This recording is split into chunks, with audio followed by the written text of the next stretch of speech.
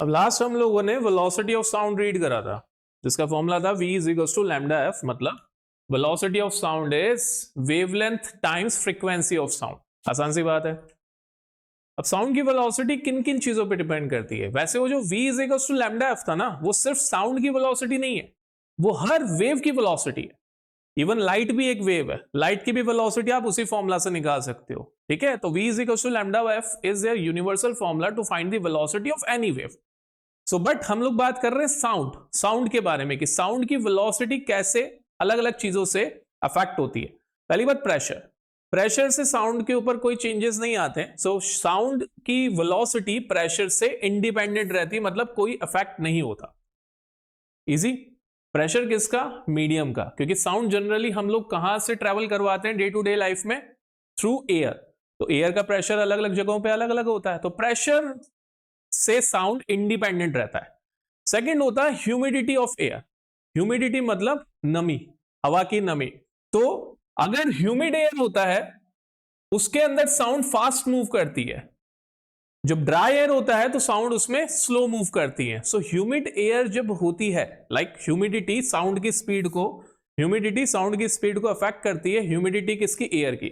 So sound travel faster in humid air compare to the dry air.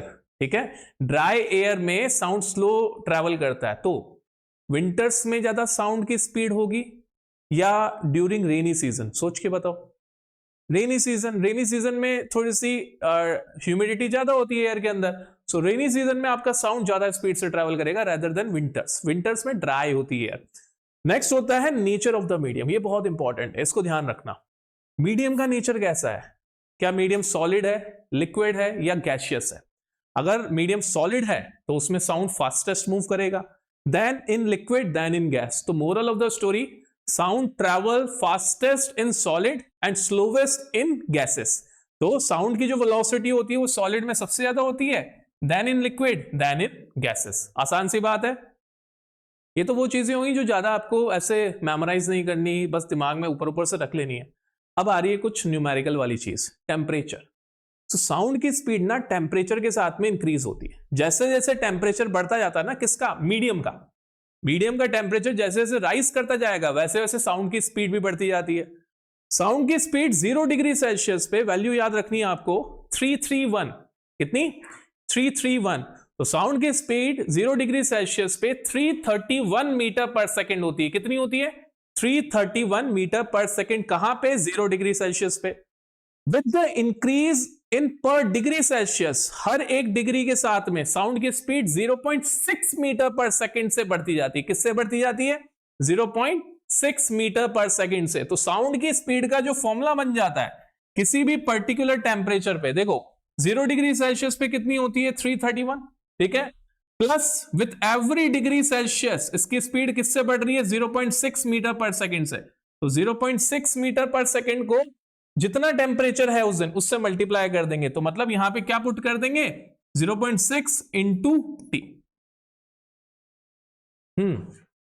इसे भी basic numerical है, छोटा सा जो मैंने अभी पहले करा था वही दोबारा करना है। What is the speed of sound when temperature is 40 degree Celsius? तो VT निकालना हमको एट टेम्परेचर 40 डिग्री सेल्सियस। तो फॉर्मूला आपको याद हो जाएगा जब आप एक बार और मेरे साथ में लिख लोगे। VT is equals to 331 plus 0.6 times T.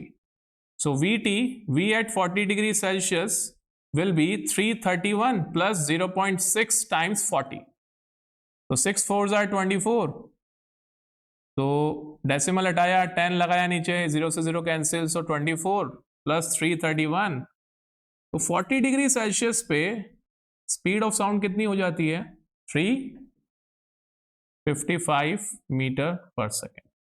आसान सी बात है। ऐसे ही आप 20 डिग्री पे निकाल सकते हो, ऐसे आप किसी भी टेम्परेचर पे निकाल सकते हो, बट टेम्परेचर डिग्री सेल्सियस में होना चाहिए। ये MCQ टाइप का क्वेश्चन बनेगा इस पे।